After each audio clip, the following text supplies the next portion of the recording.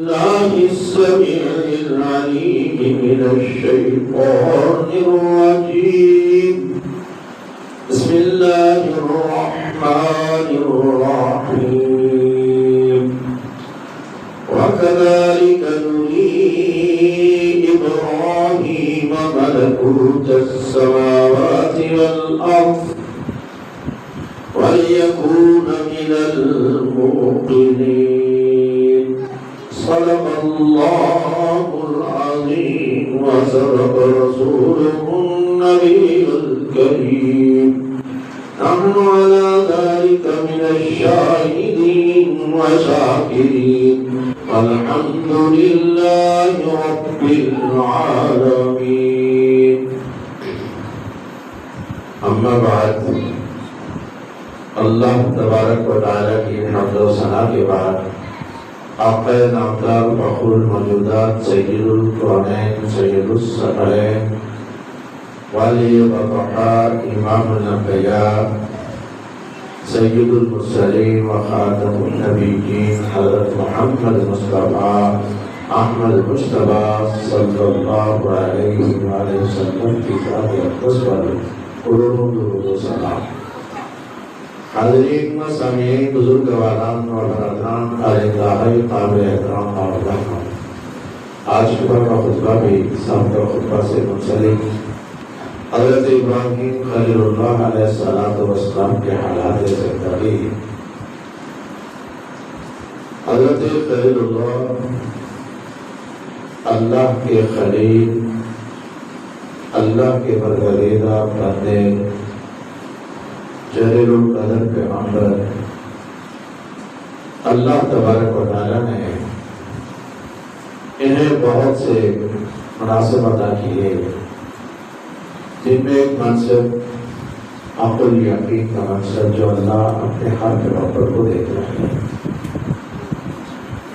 یہ ہے وہ منصب جس کو ملتا ہے اس کے لیے امتحانات، آزمائشیں شروع ہو جاتی ہے. اللہ تبارک و تعالیٰ فرماتے ہیں کہ ہم نے ابراہیم علیہ السلام کو اپنے زمین اور آسمان کا نظام دکھایا کہ یہ سسٹم، یہ نظام کیسے چلتا ہے. نبی ابراہیم ملکوت السماوات والارض، اپنا حکومتی نظام دکھایا، اس لیے کہ وَلِيَكُونَ مِنَ الْمُوقِنِينَ، وہ یقین کرنے والوں میں سے بچے. حالانکہ یقین تو پہلے بھی کرتے تھے، یقین تھا، لیکن یہاں پہ بھی لفظ یقین کا استعمال کیا کہ شک و شبہات سے پاکیزہ چیز. ایک ہوتی ہے سنی سنائی بات جسے علم الیقین کہتے ہیں. عربی کا ایک مقولہ ہے لیس الخبر کالمعاینہ، خبر جو ہوتی ہے سنی سنائی بات ہوتی ہے، یہ دیکھنے کی طرح نہیں ہوتی. جو چیز انسان دیکھ لیتا ہے پھر اس کے پائے استقلال کبھی ڈگمگاتے نہیں، رکتے نہیں، ایک جگہ اٹھ جاتے ہیں. اور یہ اس وقت ہوتا ہے جب انسان عین الیقین کر لیتا ہے. نوری ابراہیم ملکوت السماوات والارض، اللہ فرماتے کہ ہم نے دکھائی، یعنی کہ عین الیقین کرایا. عین الیقین کیسے ہوا؟ جب ابراہیم علیہ السلام نے اپنے ابا سے کہا کہ ابا ما هذه التماثيل التي انتم لها عاكفون، یہ جو تم تماثیل بنا لیتے ہو، مورتیاں بنا کے ان کے سامنے بیٹھ جاتے ہو، انہیں سے مانگنا شروع کر دیتے ہو، ان کی کیا حیثیت ہے، کیا وقت ہے؟ ابا نے کہا کہ بیٹا تو ایسے ہم سے ہنسی مذاق کر رہا ہے یا حقیقی طور پہ کہہ رہا ہے؟ یقین نہیں آیا کہ وہ بیٹا جو ساتھ بیٹھ کے بنایا کرتا تھا آج یہ سوال کر رہا ہے. یہ کیسے ممکن ہے؟ پریشان ہوا. کہنے لگے کہ ابا یہ حقیقی طور پہ ہے، میں کھیل کود نہیں کر رہا، ہنسی مذاق نہیں کر رہا، کہا کہ ہم نے اپنے بڑوں کو اسی طرح بیٹا پایا تھا، جیسے ہمارے بڑے کرتے رہے ہم بھی وہی کر رہے ہیں، لکیر کے فقیر ہماری طرح سیدھی سی بات ہے، بغیر آنکھیں بند کیے ایک بھی ڈگر میں چلے جا رہے ہیں، یہ نہیں دیکھنا کہ بیان کرنے والا بیان کرتا ہے تو کہاں سے لاتا ہے، وہ کہانیاں سنا کے جو نہیں چلے جاتا۔ باپ نے سوچا کہ بیٹا لگتا ہے پٹڑی سے ہٹ گیا ہے، تو اس کو کسی اچھے معالج کے پاس جانا چاہیے، کسی اچھے بندے کے پاس۔ وہ اپنے سردار کے پاس لے گئے، سردار سے سوال کیا کہ پہلے تو سردار نے پوچھا، کہنے لگا کہ ابراہیم تیرے نزدیک رب کون ہے؟ تو ابراہیم علیہ السلام نے کہا وہی رب ہے جو مارتا بھی ہے زندہ بھی کرتا ہے۔ وہ کہنے لگا یہ تو کام میں بھی کر لیتا ہوں۔ ابراہیم علیہ السلام کہنے لگے کہ تو اگر کرتا ہے تو کیسے کرتا ہے، مجھے بھی بتا لا۔ اس نے ایک بے گناہ شخص کو قتل کر دیا اور ایک جو سزا یافتہ تھا جس کی پھانسی تھی سزا، اس کو معاف کر دیا۔ کہنے لگا اس کا سر قلم ہونا تھا، میں نے زندگی بخش دی، اور اس نے کی زندگی تھی اس کو میں نے مار دیا۔ ابراہیم علیہ السلام کہنے لگے، سوچا کہ یہ کام جو ہے سمجھے گا نہیں۔ کہنے لگے میرا رب تو وہ ہے جو سورج کو مشرق سے لاتا ہے مغرب میں غروب کرتا ہے۔ اگر تو رب ہے تو اس کے ذرا الٹ کر کے دکھا، تو مغرب سے لا۔ قرآن کہتے ہیں فَأَبُهِتَ الَّذِي كَفَرَ، وہ بڑا پریشان ہو گیا، شخص خودہ بن گیا کہ یہ سوال اس نے کیا کر دیا۔ پریشانی کے عالم میں جیسے کہتے اگنور کر دینا، فی الحال اس نے اگنور کر دیا۔ ابراہیم علیہ السلام ایک کشمکش میں مبتلا ہو گئے، کہنے لگے ربی ارنی کیف تحیی الموتیٰ، اے اللہ مجھے دکھا تو زندہ مردوں کو زندہ کیسے کرتا ہے۔ حالانکہ کشمکش والی بات نہیں تھی،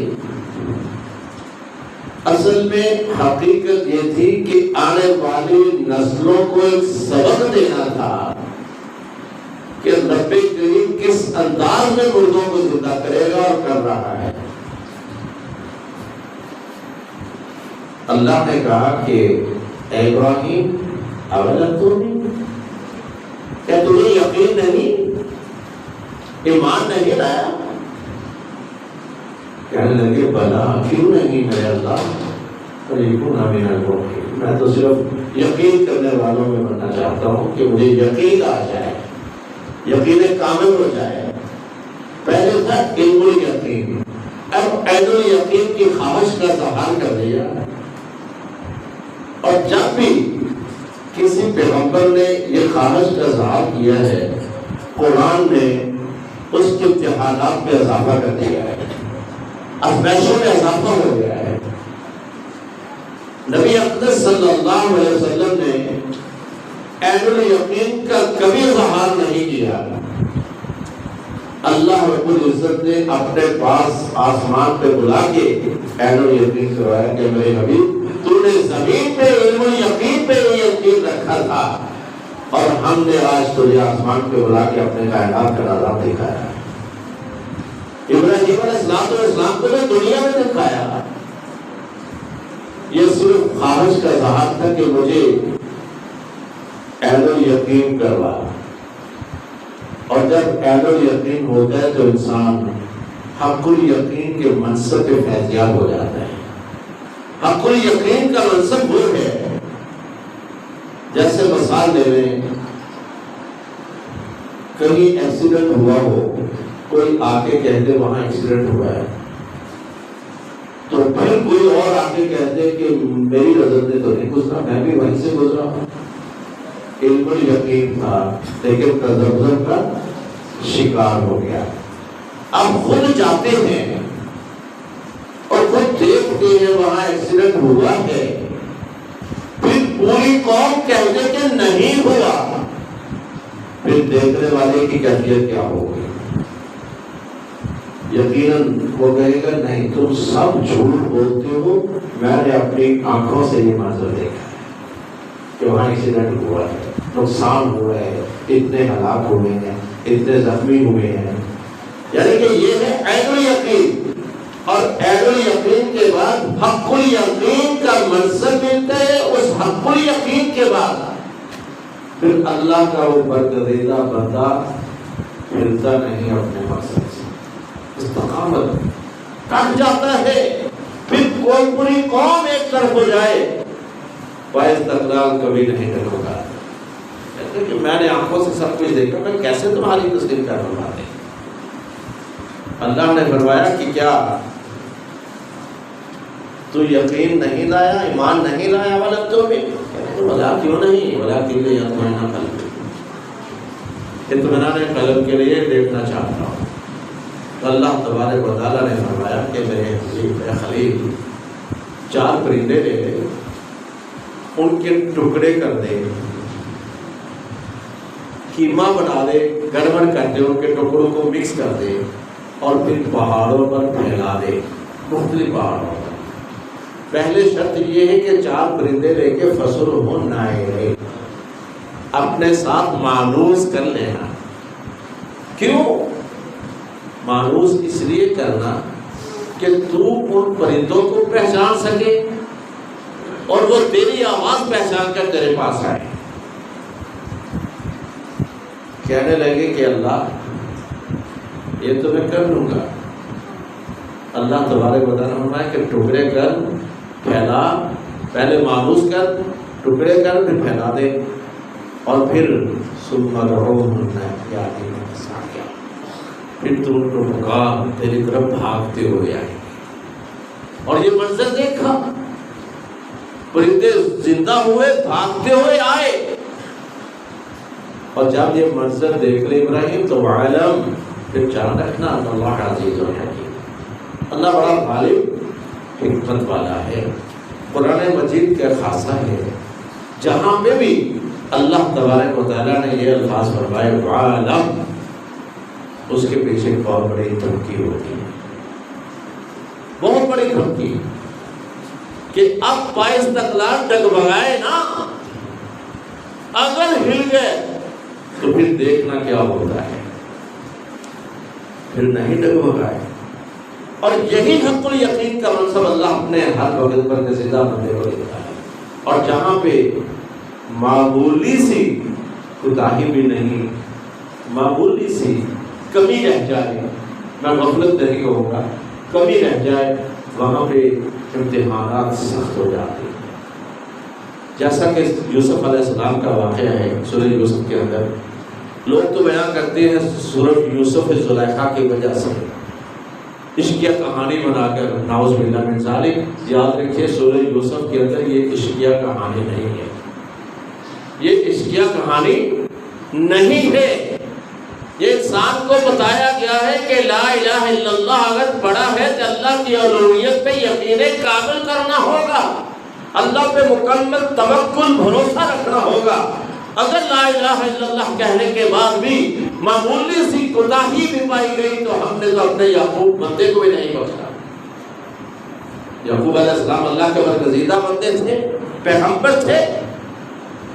بیٹا کہنے لگے کہ ابا میں کیا دیکھتا ہوں، رأیت 11 کوكبا الشمس والقمر رأیتهم لی ساجدین، میں نے خواب دیکھا کہ 11 ستارے، چاند اور سورج مجھے سجدہ کر رہے ہیں۔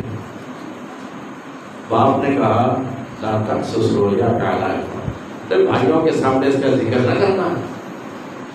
یوسف علیہ السلام بڑے پکے رہے، بھائیوں کے سامنے ذکر نہیں کیا۔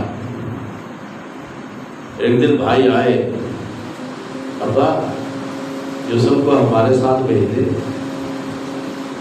کھیلے گا کودے گا، اِنَّا لَهُ لَحَافِظُونَ۔ یہ ایک بہت بڑا دعویٰ تھا، اِنَّا لَهُ لَحَافِظُونَ۔ قرآن مجید میں جہاں کہیں استعمال ہوا تو اللہ نے خود اپنی طرف منسوخ کیا کہ ہم ہیں اس کی حفاظت کرنے والے، اور وہاں یوسف علیہ السلام کے بھائی کہہ رہے ہیں اِنَّا لَهُ لَحَافِظُونَ، ہم ہیں اس کی حفاظت کرنے والے۔ باپ یعقوب نے خواب کا ذکر بھی نہیں کیا، ابا ہمارے ساتھ بھیج، کھیلے گا کودے گا، ہم اس کی حفاظت پہ معمور ہوں گے۔ باپ کہنے لگے بیٹو بھیجنے کو تو میں بھیج دوں، لیکن ایک بات مجھے غمگین کرتی ہے، خوف دلاتی ہے، خدشہ ہے مجھے کہ آپ لوگ مصروف ہو جائیں، اسے بھیڑیا کھا جائے، اور تم لوگ انتم لہو غافلون، تم اس سے غافل ہو جاؤ۔ یہ دونوں الفاظ توکل سے ذرا ہٹ کر ہیں، اگر ان کی گہرائی میں جایا جائے تو دونوں توکل سے ہٹ کر ہیں۔ بھائیوں کے سامنے خواب کا ذکر نہیں کیا، اور ادھر انہوں نے کہا کہ تم اس کی حفاظت سے غافل ہو جاؤ گے، مجھے خدشہ ہے۔ انہوں نے دعویٰ کیا اِنَّ لَهُ لَحَافِظُونَ، تو پھر کتنے سال کی جدائی پڑی جانتے ہو؟ رو رو کر نبینا، آخر دوسری طرف کیا ہے؟ یوسف علیہ السلام جیسے پیغمبر جیل میں قید ہو گئے، قیدیوں کو خواب آیا، بڑا مشہور، آپ لوگوں نے سنا بھی ہے پڑھا بھی ہے۔ دو قیدیوں نے خواب سنایا، قرآن کہتا ہے کہ جس قیدی کی رہائی ہونا تھی وقال للذی ظن انہ ناج منہ اصبر عند ربک، یوسف علیہ السلام نے جس کے بارے میں گمان کیا کہ یہ رہا ہوگا اور اپنے بادشاہ کا خانسامہ بنے گا، اسے کہنے لگے کہ اپنے بادشاہ کے سامنے میرا ذکر کرنا۔ پیچھے کیا لاجک ہے؟ رہائی مل جائے گی۔ قرآن کہتے ہیں وقال للذی ظن انہ ناج منہ اذکرنی عند ربک، میرا ذکر کرنا اپنے بادشاہ کے پاس جا کر۔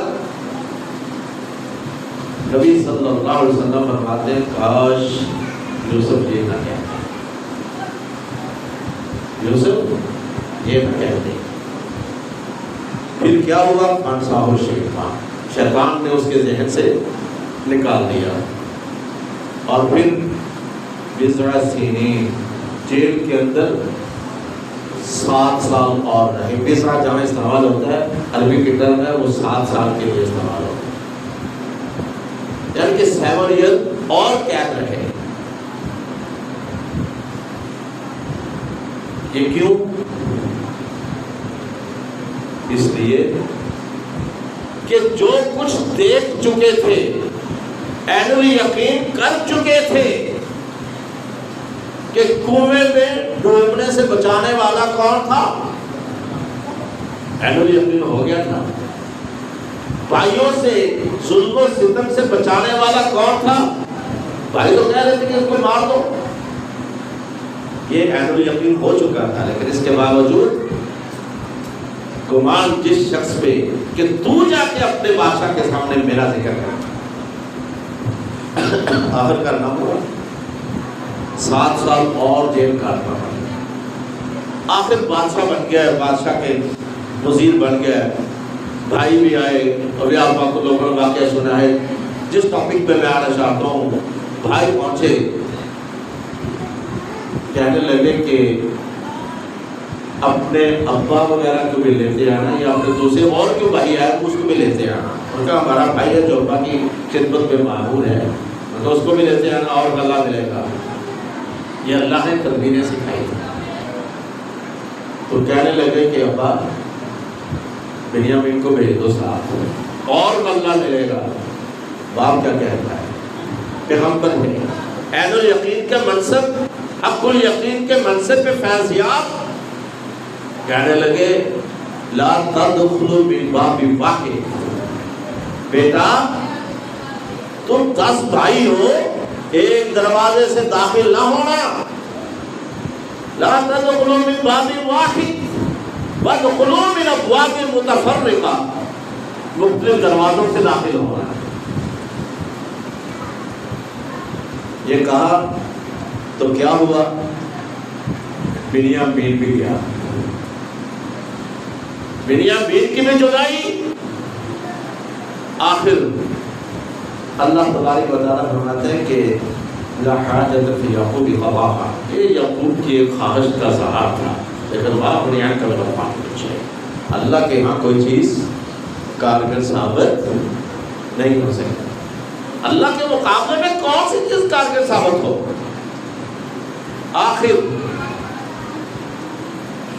یوسف یعقوب علیہ السلام حقیقت سمجھ گئے کہ میرے ساتھ ہو کیا رہا ہے. کسی دوست سے شکوہ کر دیا. دوست کہنے لگا یعقوب یار تیرا کیا حال ہو گیا اس عمر میں؟ کہنے لگے کہ یوسف میری آنکھیں لے گیا، بنیامین نے میری کمر جھکا دی، میں بوڑھا ہو گیا جوانی کے اندر. دونوں بیٹوں کی جدائی سے اتنا کہا جبریل آ گئے. مفسرین نے لکھا ہے کہ جبریل نے آ کے کہا اے یعقوب تو اللہ کا شکوہ کرتا ہے، حقیقت کو سمجھ نہیں پایا. کاش آج یوسف فوت بھی کیا ہو گیا ہوتا تو اللہ تیری خاطر زندہ کر کے تیرے سامنے لے آتا. اتنا جب کہا حقیقت سمجھ گئے کہ یوسف تو زندہ ہے. فوت بھی ہو گیا ہوتا. ان الفاظ میں جب غور کیا تو فوراً اٹھ بیٹھے، اے میرے بیٹو جلدی آؤ یوسف کو ڈھونڈو. بیٹے کہنے لگے ابا سب آ گیا ہے، بوڑھا ہے غم میں. ابا وہی پرانی باتیں کر رہا ہے. یوسف اب کہاں؟ کہنے لگے اللہ کی رحمت سے مایوس نہ ہونا، اللہ کی رحمت سے مایوس نہ ہونا، جاؤ میرے بیٹے کو ڈھونڈو. یہ سارا واقعہ یوسف علیہ السلام کے اندر ہے. ہم پڑھتے ہیں لیکن ہماری ٹکٹ کی صرف اونلی زلیخا یوسف کی محبت پہ ٹک جاتی ہے. مولوی بھی بیان کرتا ہے تو صرف یوسف اور زلیخا بیان کر کے ہٹ جاتا ہے، وقت ضائع کرتا ہے. خدا را قرآن کو قرآن کا حق دو. قرآن کہتا کیا ہے؟ سورہ یوسف کہہ رہے کہ بندو لا الہ الا اللہ پڑھنے کے بعد مکمل طور پہ توکل ہو تو سوچ اللہ پہ ہو. اگر معمولی سی کوتاہی بھی ہوئی تو ہم نے یعقوب اور یوسف کو بھی نہیں جانے دیا، ہم نے انہوں بھی امتحانوں اور آزمائشوں میں مبتلا کر دیا. معمولی سی لغزش، کوتاہی، کمی. فَلْيَتَوَكَّلِ الْمُؤْمِنُونَ، مومن اللہ پہ بھروسہ رکھتا ہے. اور جب ہم اللہ پہ بھروسہ رکھیں گے تو پھر یقیناً فَهُوَ حَسْبُهُ، وہ اس کے لیے کافی ہو جاتا ہے. لیکن افسوس کا عالم ہے ہمارا توکل، ہمارا بھروسہ اللہ پہ ہے ہی نہیں. تو اللہ تبارک و تعالیٰ سے دعا ہے کہ اللہ ہمیں اپنے علم الیقین کے ساتھ، علم الیقین جو انبیاء نے کیا، قرآن نے ہمیں کروایا، قرآن نے ہمیں کروایا، پھر تو زمزم کا شکار نہیں ہونا چاہیے، پائے استقرار ڈٹ جانے چاہیے. اسی لیے تو اللہ نے فرمایا کہ مومن تو وہ ہے جو کہتا ہے ربنا اللہ ثم استقم، پھر اس پہ ڈٹ جاتا ہے. لیکن ہم اللہ کو رب کہہ کر بھی کسی اور کو رب بنا لیتے ہیں. اور رب کے میننگ میں اہل زبان نے لکھا کہ رب کہتے ہیں مالک کو، حاکم کو، رازق کو. اور یہ تینوں صفات غلام کے آقاؤں میں بھی ہوتی. غلام کا آقا ہوتا ہے نا، وہ غلام کا مالک ہے. غلام کو آرڈر کرنے والا اس کا حاکم ہے، اس کو کھانے پلانے والا بھی ہے. اور یہ تینوں صفات رب کریم میں جب ہم نے کہہ دیا وہ حاکم بھی ہے، مالک بھی ہے، رازق بھی ہے، پھر یہ تینوں کے لیے کہیں اور جھانکیں گے تو یہی اسوہ ابراہیم سے ہٹ کر ہوگا، اسوہ انبیاء سے ہٹ کر حرکت ہوگی۔ جب یہ ہٹ کر حرکت ہوگی تو پھر قرآن یہ کہتا ہے کہ جان رکھو جو ان مقاصد سے ہٹا جو ہمارا مقاصد ہے اللہ کی وحدانیت والا، تو پھر ہم اس کو رگڑا دیتے ہیں، اور رگڑا دینے کی مختلف قسم کی اشکال ہوتی ہیں۔ کوئی ضروری نہیں کہ اللہ آسمان سے نیچے اتر کر ہی رگڑا دے، مختلف اشکال ہیں۔ ناپسندیدہ حکمرانوں کی شکل میں آ سکتی ہے، زلزلوں کی شکل میں، اور مہنگائی کی پسی ہوئی قوم، ترستی ہوئی قوم، یہ باتیں کیوں نہیں ہو رہی؟